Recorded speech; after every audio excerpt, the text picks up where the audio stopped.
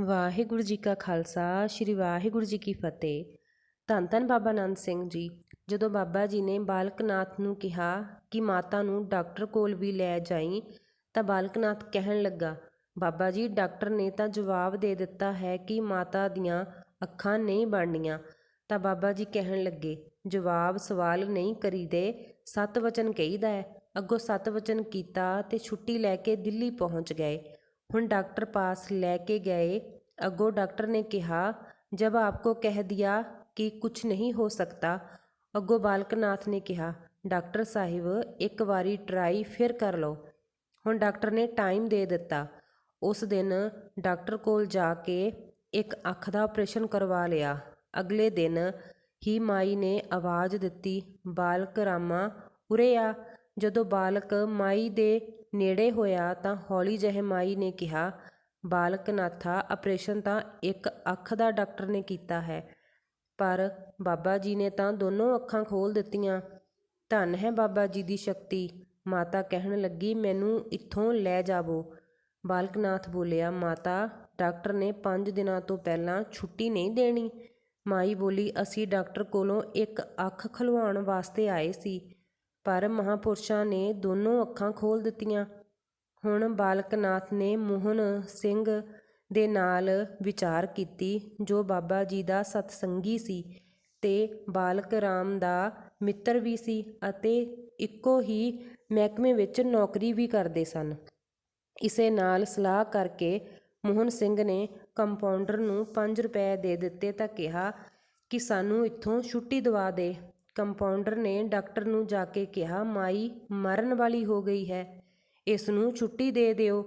ਤਾਂ ਡਾਕਟਰ ਘਬਰਾ ਗਿਆ ਤੇ ਕਹਿਣ ਲੱਗਾ, ਮਾਈ ਦੀਆਂ ਪੱਟੀਆਂ ਖੋਲ੍ਹ ਦੇਵੋ। ਜਦੋਂ ਪੱਟੀਆਂ ਖੋਲ੍ਹੀਆਂ ਤਾਂ ਮਾਈ ਬਿਲਕੁਲ ਠੀਕ ਸੀ, ਉਸ ਦੀਆਂ ਅੱਖਾਂ ਦੋਨੋਂ ਠੀਕ ਸਨ। ਹੁਣ ਮਾਈ ਨੂੰ ਘਰ ਲਿਜਾਣ ਵਾਸਤੇ ਚੱਲ ਪਏ। ਮਾਈ ਨੇ ਕਿਹਾ, ਮੈਂ ਸੁਖਣਾ ਸੁਖੀ ਹੋਈ ਹੈ ਕਿ ਮੈਂ ਪਹਿਲਾਂ ਬਾਬਾ ਜੀ ਦੇ ਦਰਸ਼ਨ ਕਰਨੇ ਹਨ, ਫਿਰ ਘਰ ਜਾਣਾ ਹੈ। ਪਰ ਬਾਲਕ ਰਾਮ ਅਤੇ ਮੋਹਨ ਸਿੰਘ ਹੋਰ ਸਾਰੇ ਪਰਿਵਾਰ ਨੇ ਬੜਾ ਕਿਹਾ ਕਿ ਘਰ ਹੋ ਕੇ ਬਾਬਾ ਜੀ ਪਾਸ ਚੱਲਾਂਗੇ, ਪਰ ਮਾਈ ਨੇ ਹੱਠ ਹੀ ਕੀਤਾ ਕਿ ਮੈਂ ਪਹਿਲਾਂ ਬਾਬਾ ਜੀ ਪਾਸ ਜਾਵਾਂਗੀ। ਹੁਣ ਬਾਲਕ ਨਾਥ ਨੇ ਪਤਾ ਕੀਤਾ ਕਿ ਬਾਬਾ ਜੀ ਅੱਜ ਕੱਲ੍ਹ ਕਿੱਥੇ ਹਨ। ਪਤਾ ਲੱਗਾ ਕਿ ਝੰਗ ਮਗਾਣੇ ਬਾਗੋ ਹਨ। ਉਹ ਰੇਲਵੇ ਮਹਿਕਮੇ ਦਾ ਇੰਸਪੈਕਟਰ ਸੀ। ਉਸ ਵੇਲੇ ਰੇਲਵੇ ਦੇ ਪਾਸ ਬਣਾ ਕੇ ਦਿੱਲੀ ਤੋਂ ਝੰਗ ਵਾਲੀ ਗੱਡੀ 'ਤੇ ਬੈਠ ਗਏ। ਜਦੋਂ ਨਨਕਾਣਾ ਸਾਹਿਬ ਦੇ ਕੋਲ ਗੱਡੀ ਲੰਘੀ ਰਹੀ ਸੀ ਤਾਂ ਦਾਦੀ ਨੇ ਗੁਰਦੁਆਰਾ ਜਨਮ ਸਥਾਨ ਦੇ ਦਰਸ਼ਨ ਕਰਨ ਲਈ ਕਿਹਾ। ਹੁਣ ਬਾਲਕ ਨਾਥ ਨੇ ਕਿਹਾ, ਮਾਤਾ ਗੱਡੀ ਐਕਸਪ੍ਰੈਸ ਹੈ, ਇਹ ਗੱਡੀ ਇੱਥੇ ਨਹੀਂ ਖੜੀ ਹੋਣੀ, ਅਸੀਂ ਅੱਗੇ ਜਾ ਕੇ ਉਤਰਾਂਗੇ। ਅੱਗੋਂ ਮਾਈ ਨੇ ਕਿਹਾ, ਜਿਹੜਾ ਮੇਰੀਆਂ ਅੱਖਾਂ ਬਣਾ ਸਕਦਾ ਹੈ ਉਹ ਗੱਡੀ ਵੀ ਰੋਕ ਦੇਵੇਗਾ। ਅੱਗੋਂ ਸਾਰੇ ਚੁੱਪ ਹੋ ਗਏ। ਪਰ ਬੜੀ ਹੀ ਹੈਰਾਨੀ ਵਾਲੀ ਗੱਲ ਹੈ ਕਿ ਗੁਰਦੁਆਰਾ ਜਨਮ ਸਥਾਨ ਦੇ ਲਾਗਿਓਂ ਲੰਘਣ ਵੇਲੇ ਗੱਡੀ ਕੋਲ ਜਾ ਕੇ ਡੈਡ ਸਟਾਪ ਹੋ ਗਈ।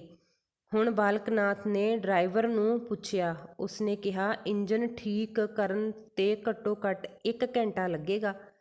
ਸੋ ਸਾਰਿਆਂ ਨੇ ਰੱਜ ਕੇ ਦਰਸ਼ਨ ਕੀਤੇ ਤੇ ਮਾਈ ਦੀ ਵੀ ਮਨ ਦੀ ਮਨੋਕਾਮਨਾ ਪੂਰੀ ਹੋ ਗਈ।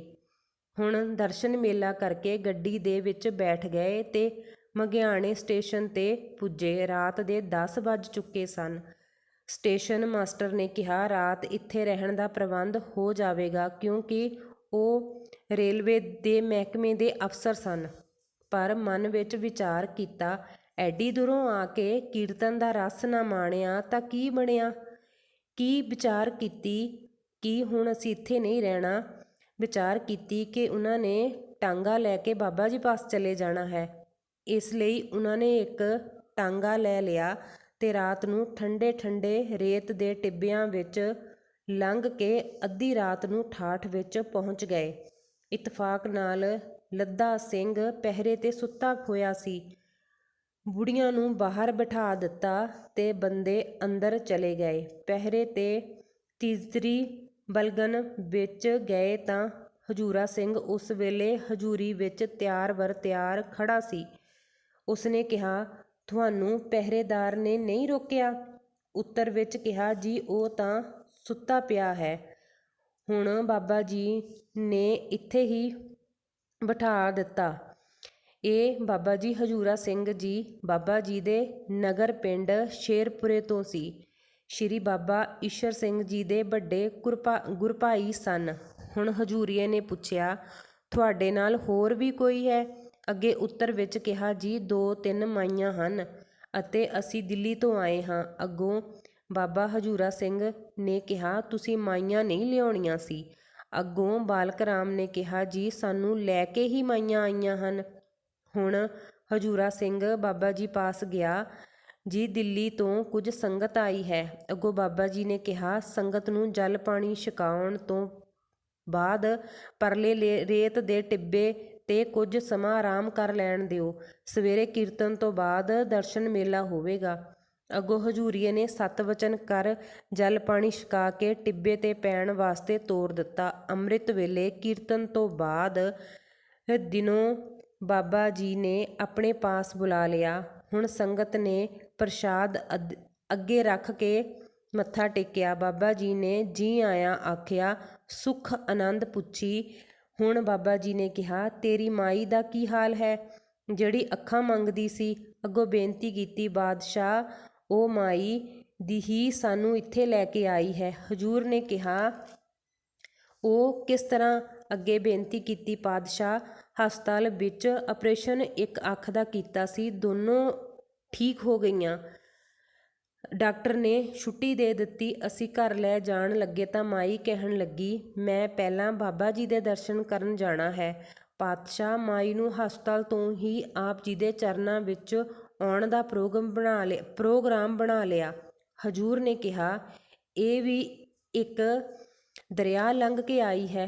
ਹੁਕਮ ਦਿੱਤਾ, ਮਾਈ ਨੂੰ ਵੀ ਸੱਦ ਕੇ ਲੈ ਆਓ। ਹੁਕਮ ਅਨੁਸਾਰ ਮਾਈ ਵੀ ਬਾਬਾ ਜੀ ਦੇ ਚਰਨਾਂ ਵਿੱਚ ਬੁਲਾ ਲਿਆ ਤੇ ਦਰਸ਼ਨ ਮੇਲਾ ਹੋ ਗਿਆ। ਇਸ ਤਰ੍ਹਾਂ ਬਾਬਾ ਜੀ ਨੇ ਸਮਤ ਦੇ ਕੇ ਵਾਪਸ ਦਿੱਲੀ ਜਾਣ ਦੀ ਆਗਿਆ ਦੇ ਦਿੱਤੀ। ਹੁਣ ਸਾਰੀ ਸੰਗਤ ਨੂੰ ਪ੍ਰਸ਼ਾਦ ਦਿੱਤਾ। ਮੱਥਾ ਟੇਕ ਕੇ ਸੰਗਤ ਦਿੱਲੀ ਵਾਪਸ ਚਲੀ ਗਈ। ਕੁਝ ਸਮਾਂ ਬਾਅਦ ਦਿੱਲੀ ਤੋਂ ਸੰਗਤ ਨਾਲ ਕਲੇਰੀ ਨਾਨਕਸਰ ਆਇਆ। ਪਹਿਰੇਦਾਰ ਦੇ ਰਾਹੀਂ ਬਾਬਾ ਜੀ ਪਾਸ ਪਹੁੰਚੇ। ਤਿਲ ਫੁੱਲ ਪ੍ਰਸ਼ਾਦ ਅੱਗੇ ਰੱਖਿਆ, ਮੱਥਾ ਟੇਕਿਆ ਤੇ ਬੇਨਤੀ ਕੀਤੀ, ਬਾਦਸ਼ਾਹ, ਮੈਨੂੰ ਅੰਮ੍ਰਿਤ ਦੀ ਦਾਤ ਬਖਸ਼ੋ।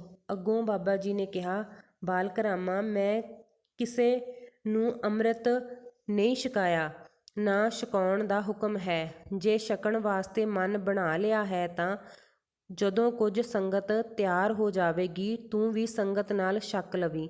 ਇਸ ਤਰ੍ਹਾਂ ਹੋਰ ਵੀ ਸੰਗਤ ਸਾਧ ਨਾਲ ਵਚਨ ਕੀਤੇ ਅਤੇ ਸਾਰਿਆਂ ਨਾਲ ਵਚਨ ਚੱਲਦੇ ਰਹੇ। ਇਸੇ ਵੇਲੇ ਹਜੂਰੀ ਸੇਵਾ ਵਿੱਚ ਭਾਈ ਸੁਲੱਖਣ ਸਿੰਘ ਜੀ ਸਨ। ਉਸ ਨੂੰ ਕਿਹਾ, ਪ੍ਰਸ਼ਾਦ ਖੋਲ੍ਹ ਕੇ ਅੱਗੇ ਕਰ। ਸੁਲੱਖਣ ਸਿੰਘ ਨੇ ਪ੍ਰਸ਼ਾਦ ਖੋਲ੍ਹਿਆ।